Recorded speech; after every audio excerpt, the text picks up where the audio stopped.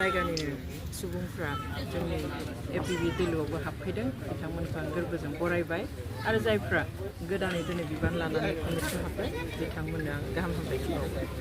दानि आथिखाल सरकारनि सायाव मा फोरमायगोन?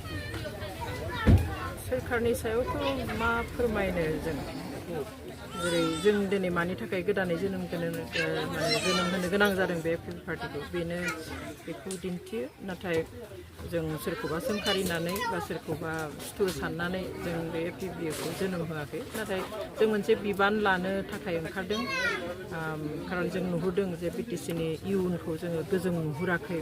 जोंनि यां जेनेरेसन एबा जा उथिबोनाय लाइमोनफोर गथ'फोर जायफ्रा दासिम गोजोनखौ नाहरनानै बिसोरनि इयुननि मोजांखौ नाहरनानै जोंनि जि थाखानाय गोहोफोर बेखौथ' रैखाथि होनानै गोजोर मोनसे राजखान्थि होलांनो थाखाय आरो दिदोम गोजोननायखौ लाबोनो थाखाय जों खामानि मावनो नागिरदों। मैया बिनि सायाव मा फोरमायगोन? लांफिननाय होननाय खोथा नङा। बिथाङा कनभिक्टेड पार्सन हिसाबैहाय बोसोराव खनसे सुथि मोनो, न'आव फैनो हायो आरो बेखौहाय जों एप्लाइ खालामदोंमोन फेब्रुवारिनिफ्रायनो।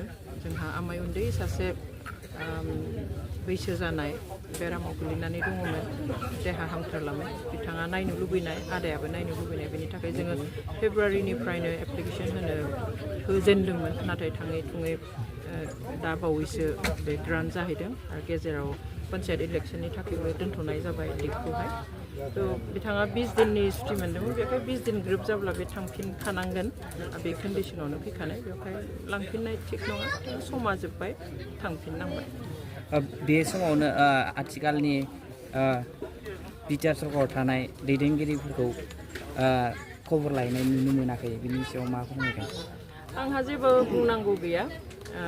सोर थांदों सोर थाङाखै गावबा गावनि खोथा। मानो थाङाखै, मा हिसाब निकास लानानै थाङाखै, रायजोफोरासो बुंदों जे थांनानै लोगो लाहैब्ला मोजांमोन, खबर लालायब्ला मोजांमोन। खारन हास्थायो रायजो राजाफ्रा खौसेखौ। मा जाहोनाव थाङाखै बेखौ जों मिन्थिया।